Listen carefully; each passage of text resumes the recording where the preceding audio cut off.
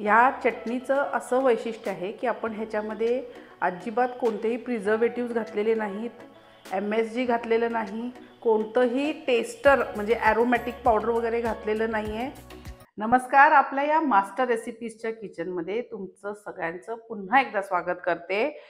पावसाळा सुरू झालेला आहे आणि आपल्या रेग्युलर हिरव्या मिरच्या ज्या आहेत त्या आता अशा लालसर होत जातात, हे बघा.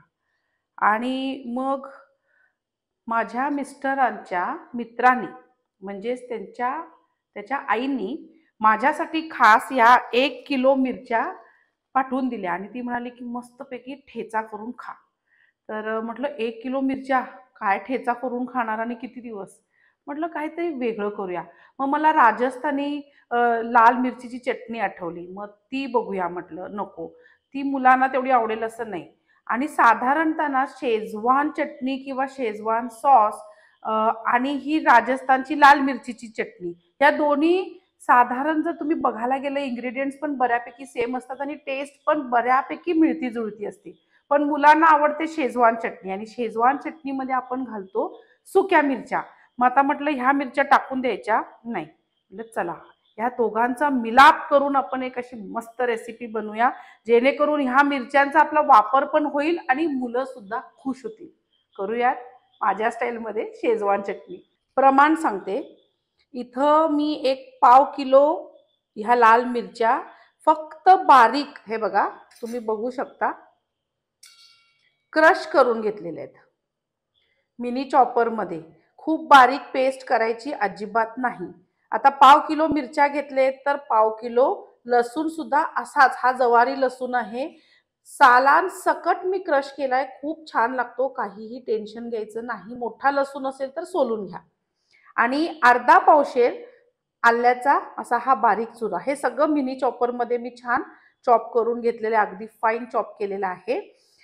नंतर आता ह्याची पहिला प्रोसेस सुरू करूया, मग सांगते काय काय घालायचं ते. अशी मोठी कढई घ्या आणि त्याच्यामध्ये भरपूर तेल घाला, कारण आपल्याला ही साठवायची आहे चटणी. जवळपास मी 1/2 लिटरपेक्षा जास्त आणि अर्धा किलोपेक्षा कमी असं तेल घेतलेलं आहे इथं. ते छान गरम होऊ दे. सगळ्यात आधी लसूण, लाल मिरच्या,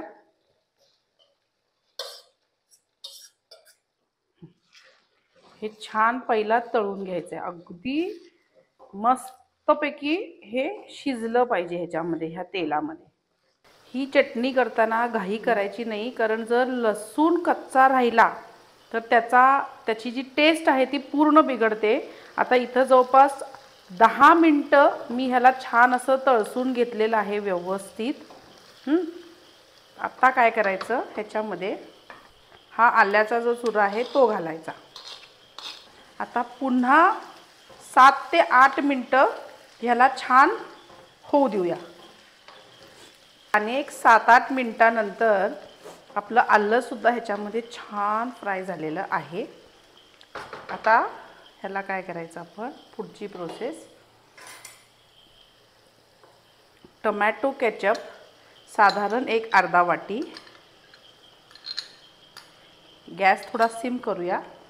आंबटपणासाठी आणि टिकण्यासाठी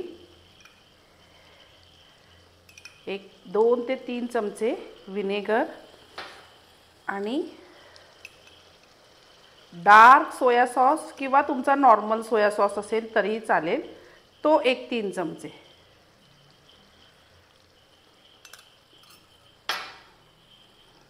एक चमचा साखर.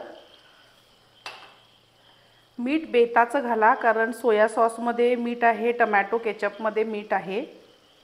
1 चमचा साधारण मीठ आणि तीळ 2 मोठे चमचे.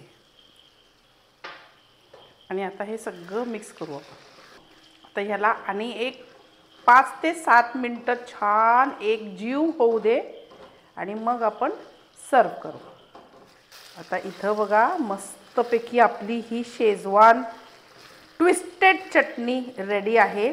आता मजा कशी आहे ना, ह्याच्यामध्ये जेव्हा आपण शेजवान चटणी किंवा शेजवान सॉस बनवतो तेव्हा आपण मिरच्या, सुक्या मिरच्या विनेगरमध्ये भिजवून त्याची पेस्ट करून घालतो, पण इथं आपण खडा मिरची वापरले, खडा लसूण वापरला आहे, खडा आलं घातलेलं आहे, म्हणजे सगळे चंक्समध्ये आहेत, म्हणून ह्याला ना आपण खडा Schezwan chutney by master recipes असं नाव देऊया.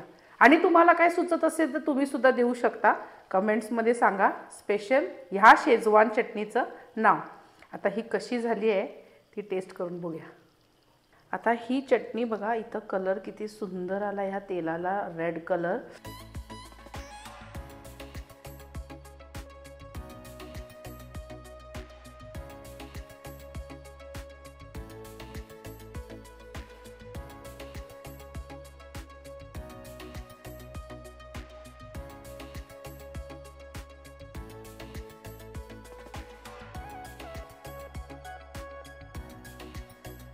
तुम्ही ह्या चटणीपासून काय काय बनवू शकता, म्हणजे तुम्ही चिकनला ह्याचंच मॅरिनेशन करून तुम्ही डीप फ्राय करू शकता थोडंसं कॉर्नस्टार्च लावून, किंवा तुम्ही फ्राय चिकन करून ह्या सॉसमध्ये टॉस करून थोड्या भाज्या वगैरे घालून थोडं कॉर्नस्टार्चचं पाणी घालून मस्तपैकी चिली चिकन टाईपमध्ये बनवू शकता, किंवा साधा ब्रेड टोस्ट करून किंवा चपाती खाकरा करून त्याच्यावर सुद्धा हे स्प्रेड करून लावलं तर अप्रतिम लागतं.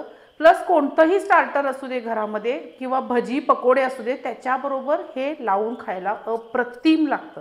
आता तुम्ही ह्याला स्टोअर कसं करणार, कारण हे छान महिना 2 महिने टिकू शकतं, पण फ्रीजमध्ये ठेवायला पाहिजे. पण काय करायचं, पहिला म्हणजे हे पूर्णपणे थंड व्हायला पाहिजे, रूम टेम्परेचरला आलं पाहिजे, इतकं थंड झालं पाहिजे. थंड झाल्यानंतर काचेची बरणी घ्या ज्याला छान घट्ट झाकण असेल, आणि त्या बरणीला स्वच्छ धुवून ऊन दाखवून मग त्याच्यामध्ये तुम्ही किंवा सरळ गरम करायचं थोडंसं मायक्रोवेव्हमध्ये, आणि मग ही चटणी त्याच्यामध्ये भरून तुम्ही नॉर्मल टेम्परेचरला फुल पॅक करून फ्रीजमध्ये ठेवून टाका. महिना 2 महिना काही होत नाही. आता मी ह्या बरणीमध्ये भरून ठेवणार आहे, पण तुम्हीसुद्धा ही रेसिपी घरी करून बघू शकता.